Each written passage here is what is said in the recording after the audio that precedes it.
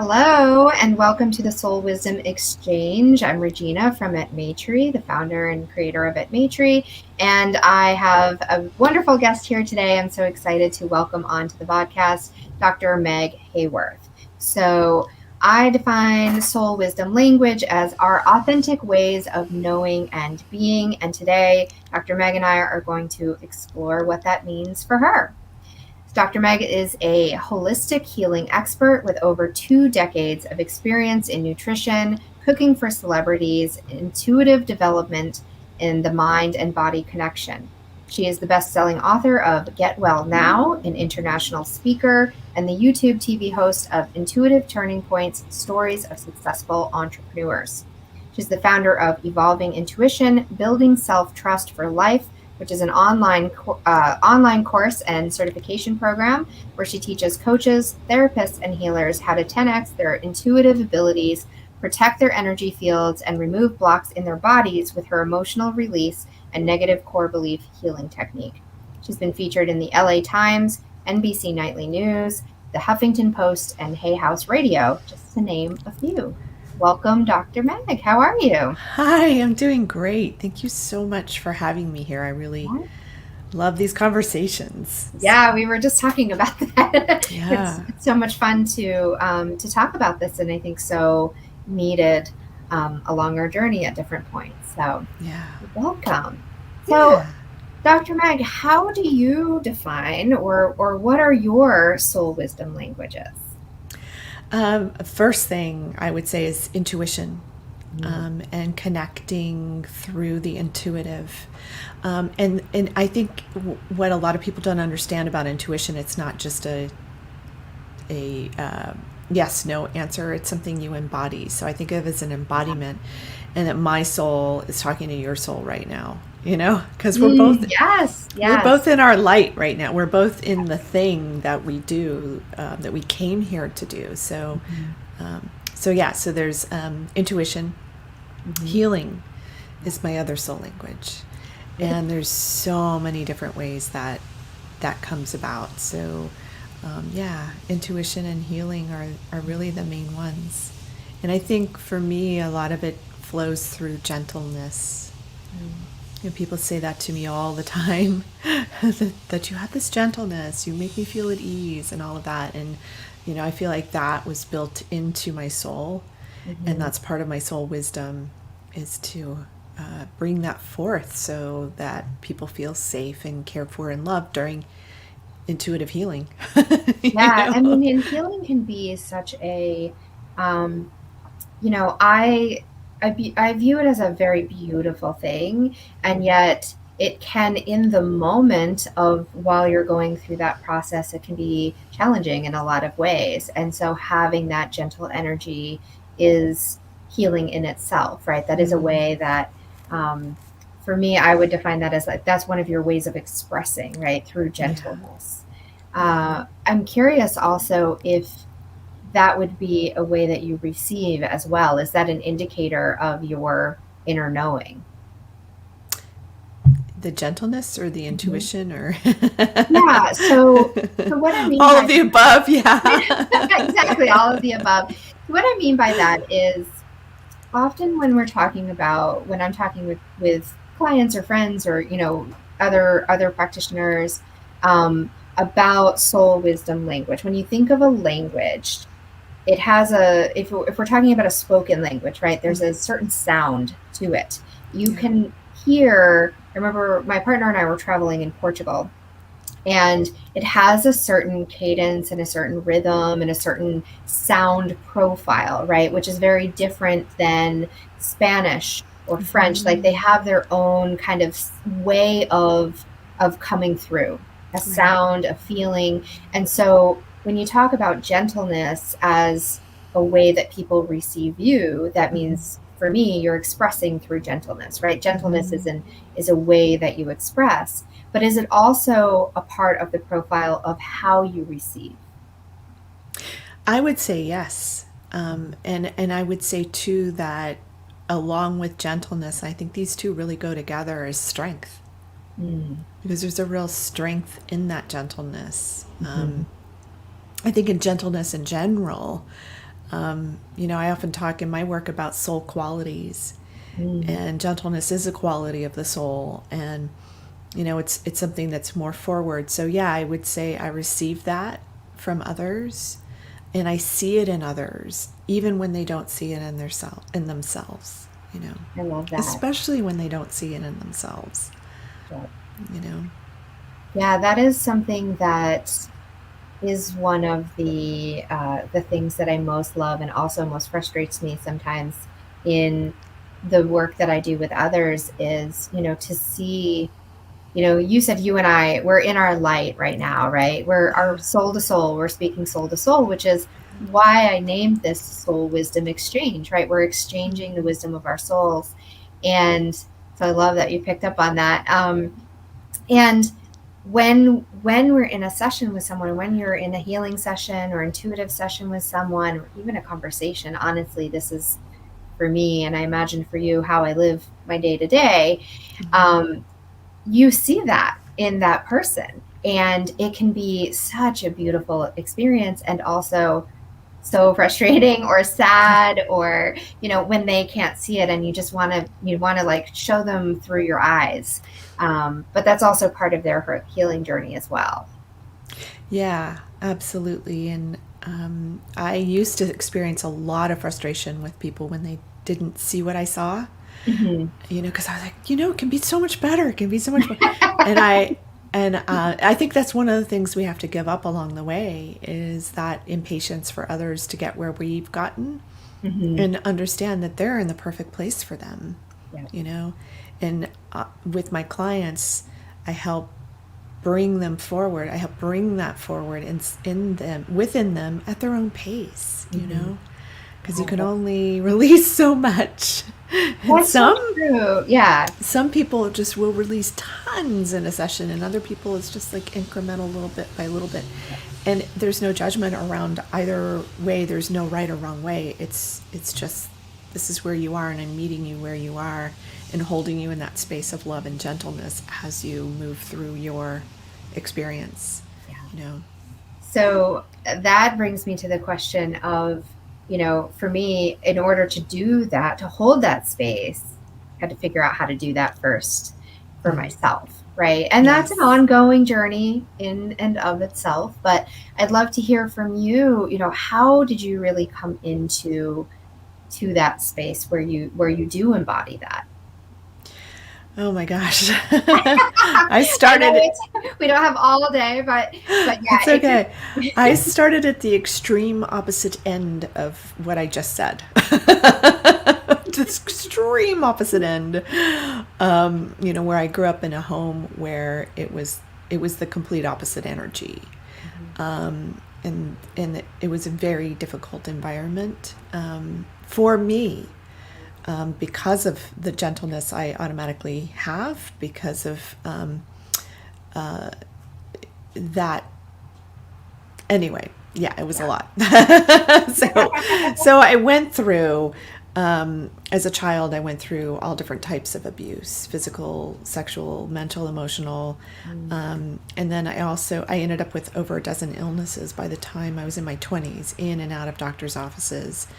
And then it was a big struggle, because on top of all of this, I had these intuitive abilities that were off the charts from I had a near-death experience. I drowned and died when I was 2. Wow. Okay. And so I spent my whole childhood with all these mystical experiences. I would see ghosts no one else saw. I would have dreams that came true exactly as they did in the dream. I would have, I'd have just know things about people before they told me anything. And so here I am. At this point, I'm in my late 20s. I'm having these mystical experiences are coming to a head. The illnesses are to a head. Like, I'm literally in bed on 9 different prescription drugs. Can't get out of bed. I'm in so much pain. So this is the extreme opposite end, this is, and then I'm trying to reckon with, how do I deal with these intuitive abilities? Because all I wanted to do was push them away, and they just got more and more and more intense. And so it all came to a head at once. And it was that turning point for me where I started to really take my healing into my own hands and look for alternatives and use my intuition. So my intuition got really activated, and it was a specific moment where I was reading a magazine, Washingtonian magazine, and it was an article on alternative medicine, and I thought I could barely hold up this magazine.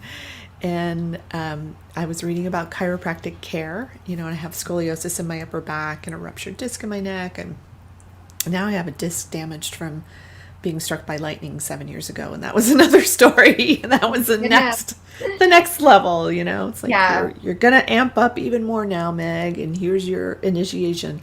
Yeah. That's quite an initiation, getting struck. Quite an initiation. Yeah. So it was that turning point moment where I took my healing into my own hands. And I started to listen to the voice of my intuition, and I just started to follow it.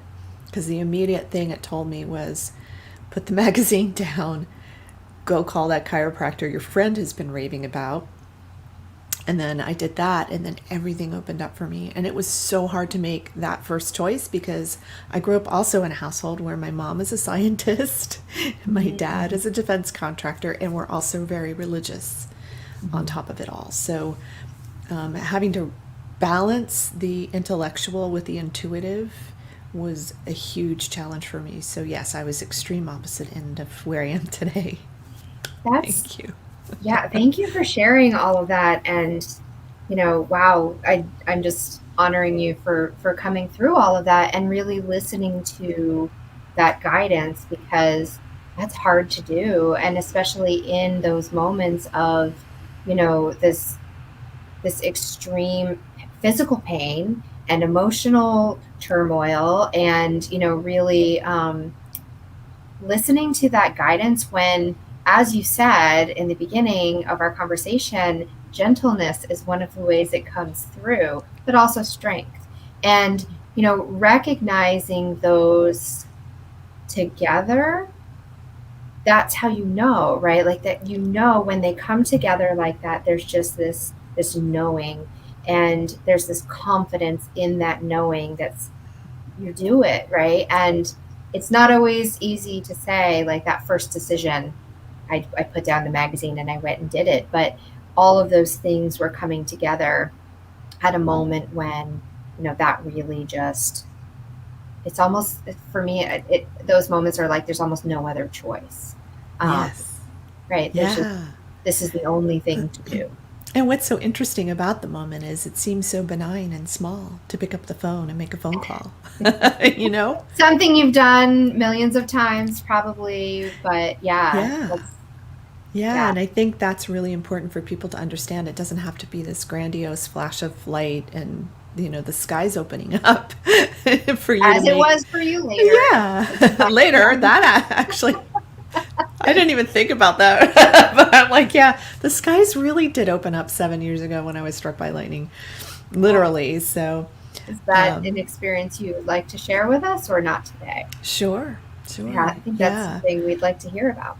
Yeah, because it was a powerful moment of initiation for me, and I was able to recognize it because I had been through, almost 20 years at that point of the work that I've done. Mm-hmm. So I thought, at this point, I'm understanding there are no accidents. Just got full body chills on that one. Yes. That this is the thing that is getting me to do the next thing, which I was already very aware was coming. I just didn't know how it would materialize, and it did. Had you known, there's sometimes it's like there are things that you can't know, because had you known you were going to get struck by lightning, then that would have definitely put you into a place of fear, and not necessarily, you may not have taken the steps literally or actually to get out there and be in that spot when that happened. Completely. Yeah. And at the time, I was a successful chef to celebrities in Hollywood, doing private chef work, holistic diets, diets for healing specific health conditions. And,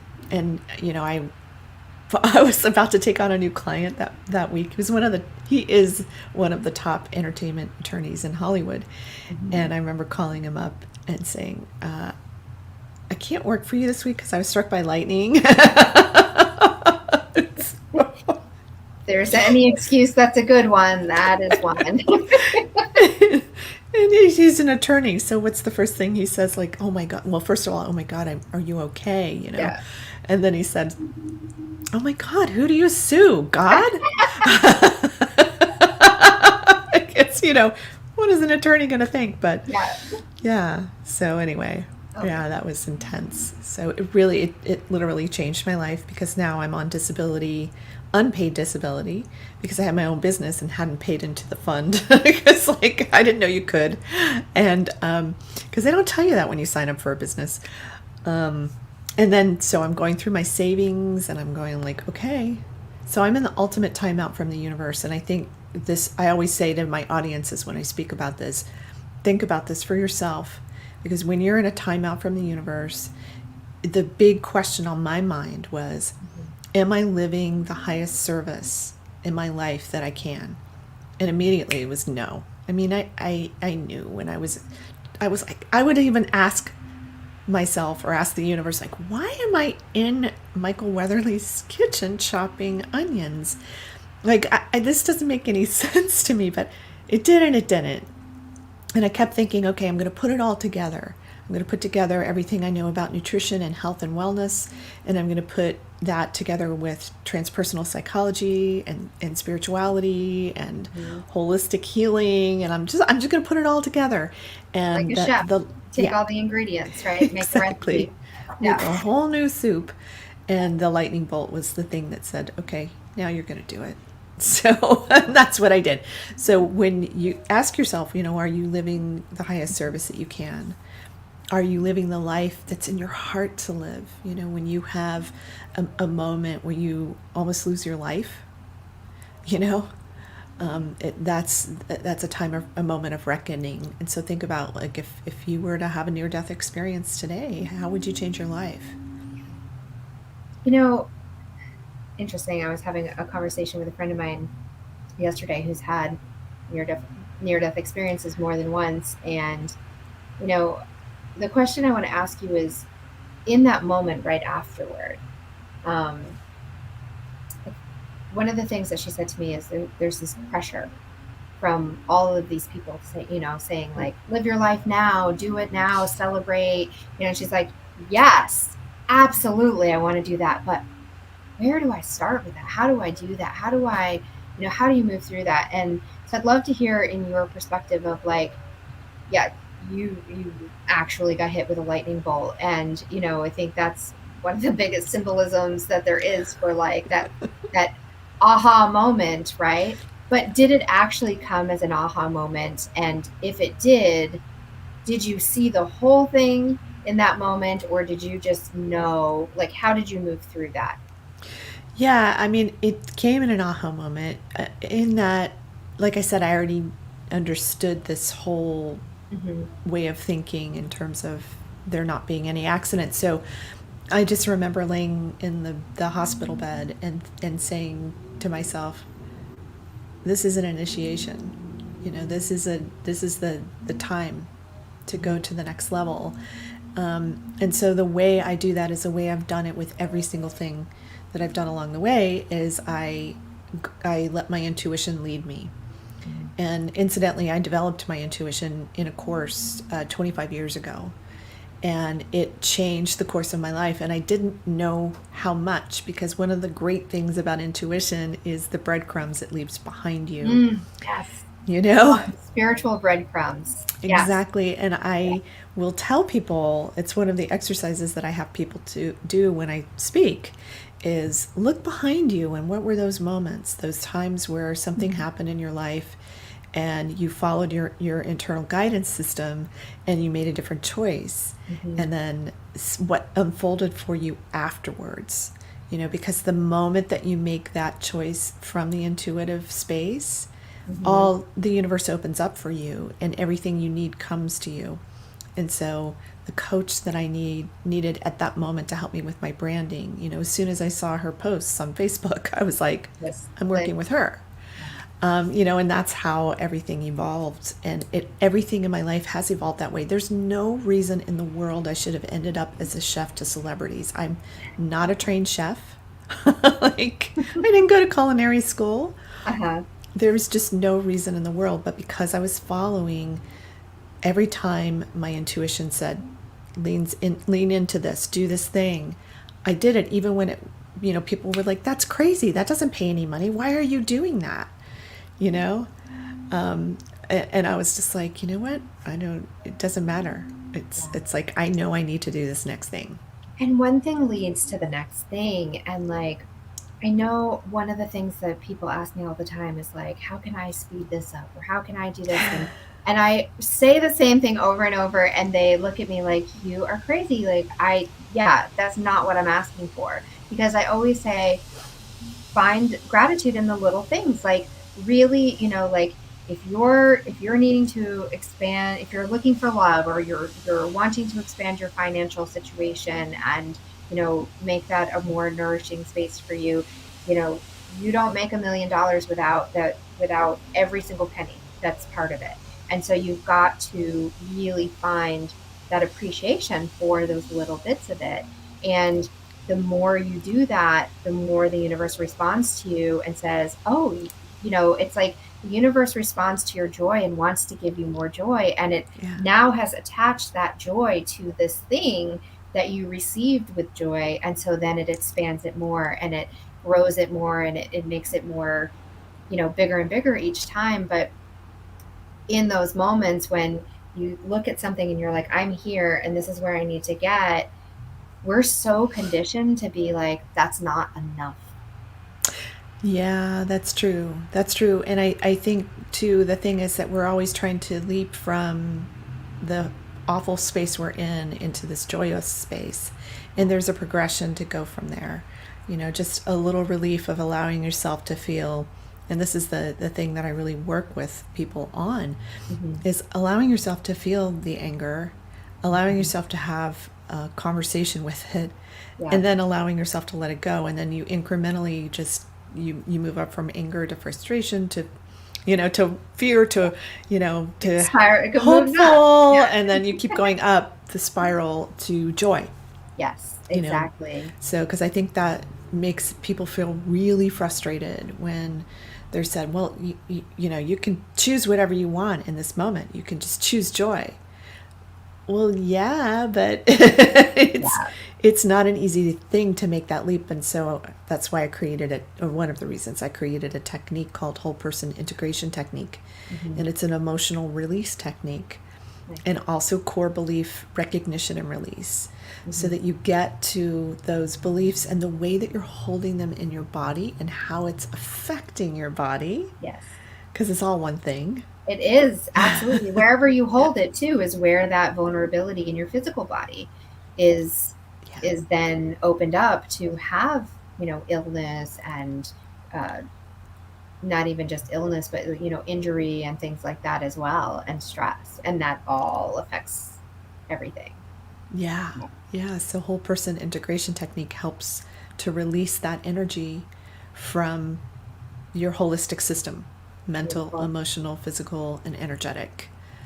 And when that happens, I've literally watched people heal overnight, because the body mind has a mind of its own. And it experiences things differently than your cognitive mind does. And so you can only get so far with cognitive thinking and cognitive therapies, which are wonderful. I mean, I did 15 years of therapy before I found transpersonal psychology. So, yeah. Yeah, I think that all of those are things like that, like talk therapy, or, any of the, and even physical therapy, like those are all access points, right? Because you're right, like mind, body, spirit, energy, like all of these need to be in alignment for there to be the smoothest, most efficient way for things to enter in and flow through.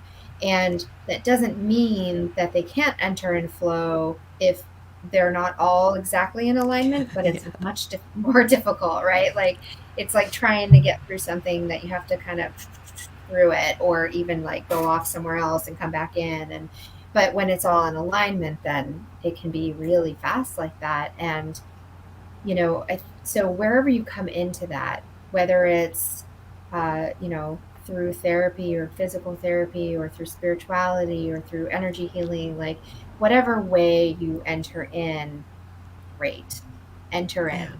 in, and then start bringing in, and that will open it up. That will start attracting in the other ways and opening the doorways to all of the rest of this alignment. I love that. Yeah, and I love too that one of the great things about alignment is when you embody your intuitive, you are in alignment, and the more you expand that intentionally, the more aligned you feel, and then the more you just follow through. Space, right? You live from that space, and then your body also. I mean, I can't even believe how sick I was and how well I am. Like it's just like what. Yeah. And then as I continue doing this work with people, and also I'm certified coaches, therapists, healers, and entrepreneurs in my whole person integration technique, and teach them how to develop their intuition in my online course and certification program. And as I watch them expand, and as I do the work with them, I feel more and more empowered, and that's the thing. Absolutely. When you're in your purpose, right? You feel more and more empowered. You feel more energy.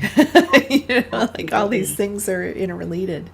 Well, one of the things that is for me that I find to be such a joy and such a gift from doing this work is that every single time I do a healing intuitive session, a conversation with someone like this, I receive from that as well. And like even when I'm channeling information, so I channel artwork, and I channel messages through that artwork.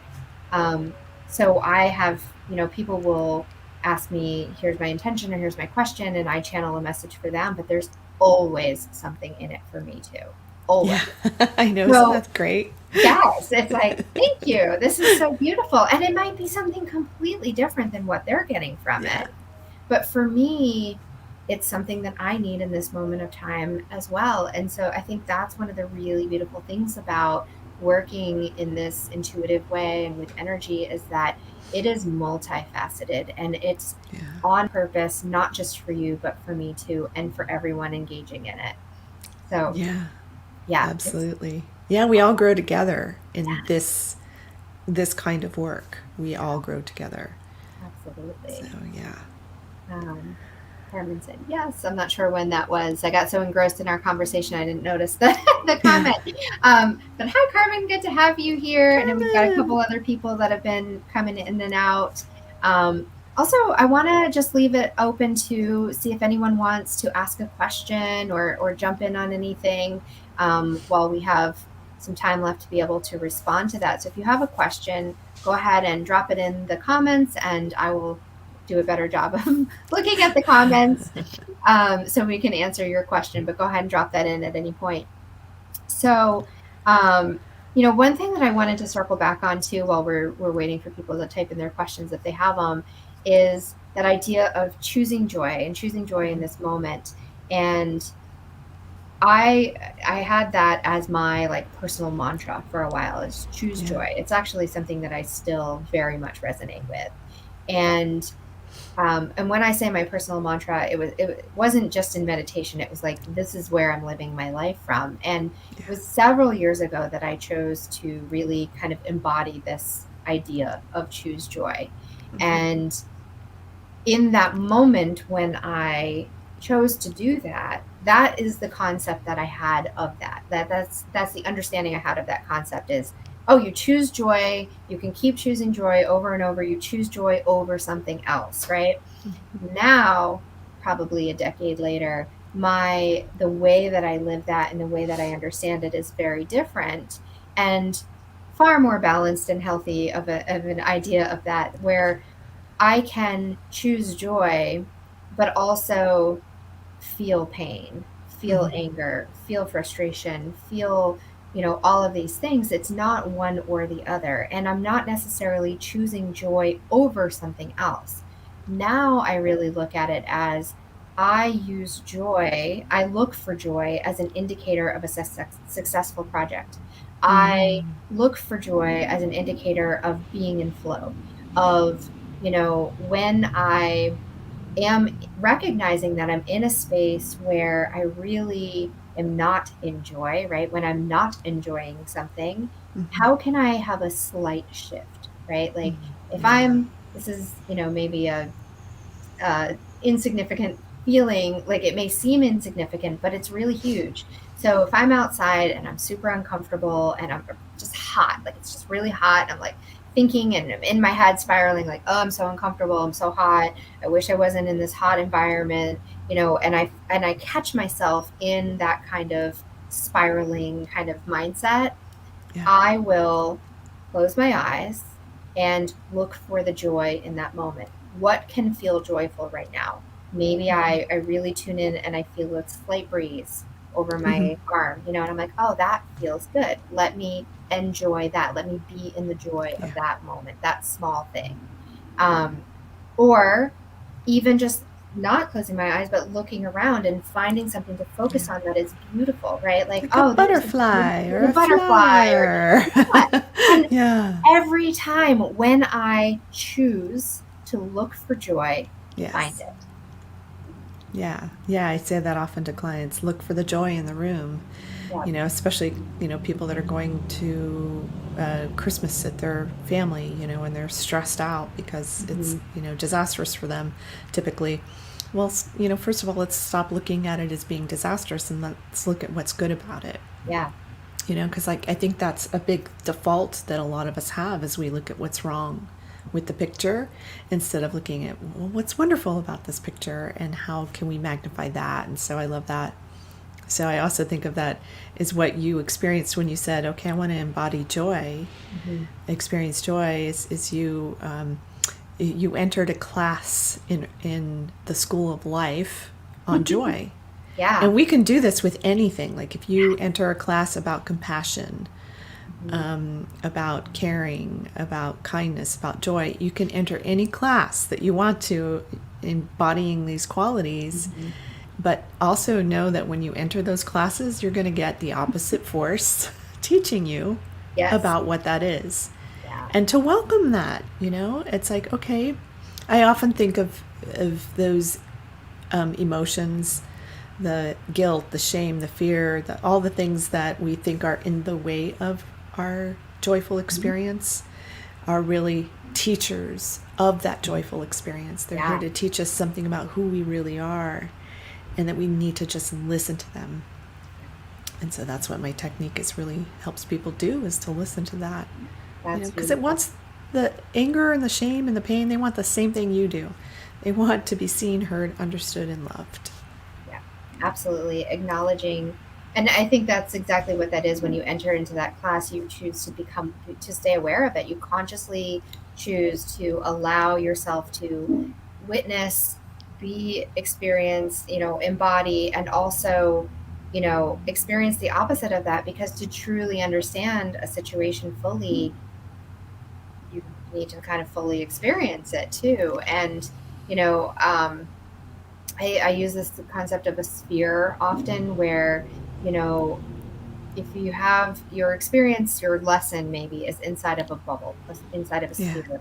And the more perspectives you can get of what's going on, the more likely you are to be able to say, okay, well, I have enough of an understanding of this section. I don't need this section anymore, right? And then that can Mm. clear away. And I have enough of an understanding of this. And eventually the structure of that sphere is no longer stable, because Yeah. it's not needed anymore, and then you're free from that, and you can still choose to experience parts of that, or to bring that in because you've had that experience. It's in your awareness, but you get to choose, because you're not trapped inside of Mm.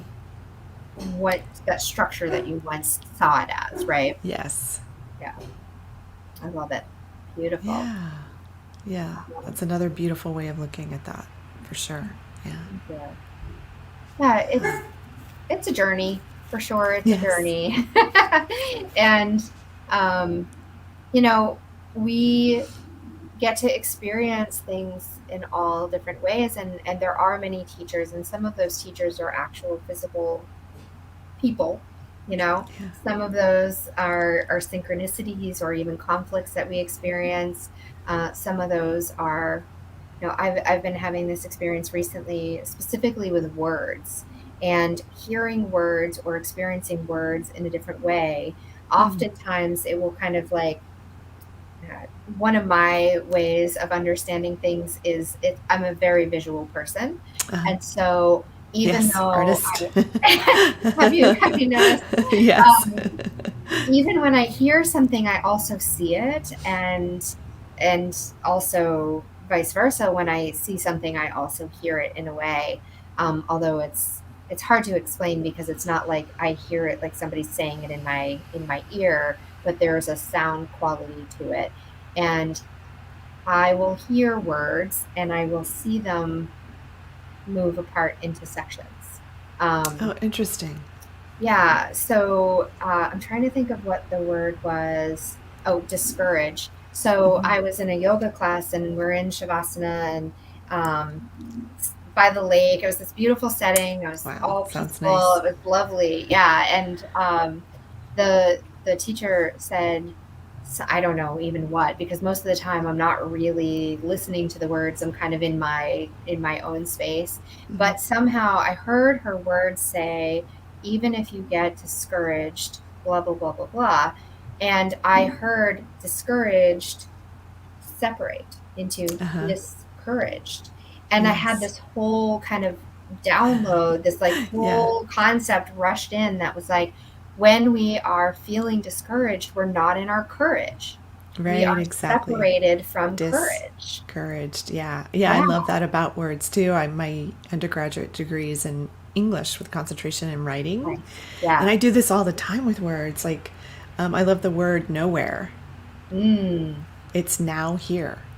Oh, interesting. Nowhere is now here. If Yeah. you break that word down. So, yeah, I I love that. love I love that. that you do that. Yeah, it's so much fun too. Like, it happens a lot when I'm journaling. Because I'm a pretty avid journaler, I'll be writing along, and then Yeah, me too.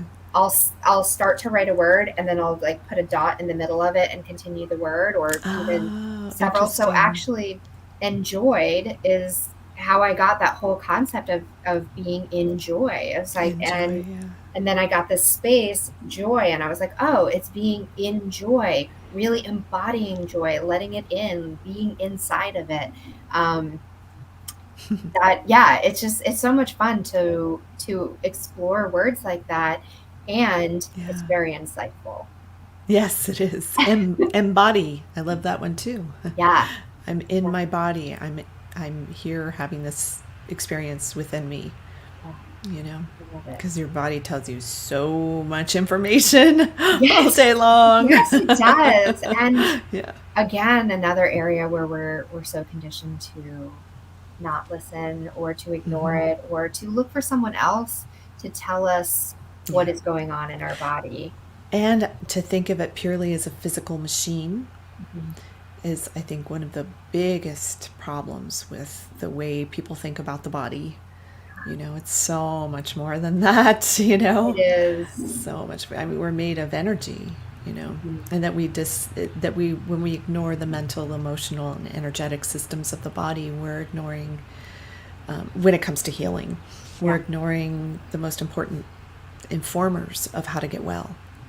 So, Absolutely. I mean, our gut has a brain, our heart has a brain, we have many systems in our body that has an intelligence that's talking to us, but it's not speaking in the language of how we speak through our brain language, right? Like, it's speaking to us in body language through the language of our body. And so I was just talking about this in a group course that I do, where we were really exploring body language or body wisdom and yeah, how that comes through. And, one of the things that we talked about was that we have to actually experience the thing. So, in order to understand what the body is telling us, often we need to have that experience of the discomfort see what it is. Like if we're irritated, something's irritated and we get a rash, we don't know that until the rash shows up. But then we get angry at the rash and want to get rid of it,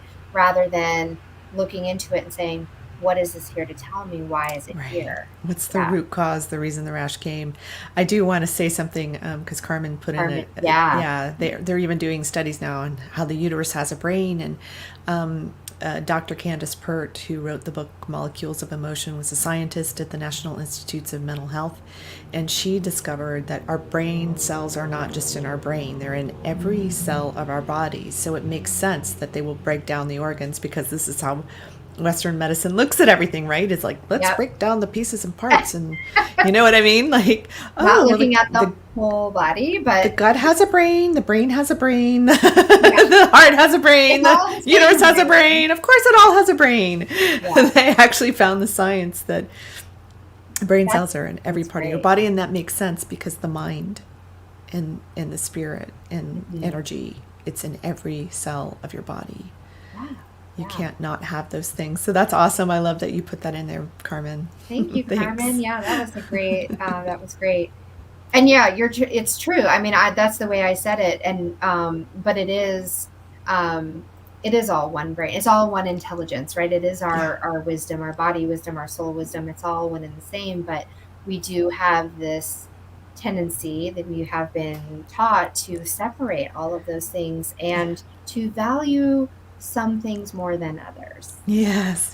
Value the physical, and then also let's see how we can suppress the different symptoms that you're going through versus how can we support your body to heal itself, and what are the things that you specifically need, because everybody's so different, you know? I mean, you know that working one-on-one with people in holistic ways, that everybody, the way that they think, feel, believe, their experiences, and those influences are so powerful.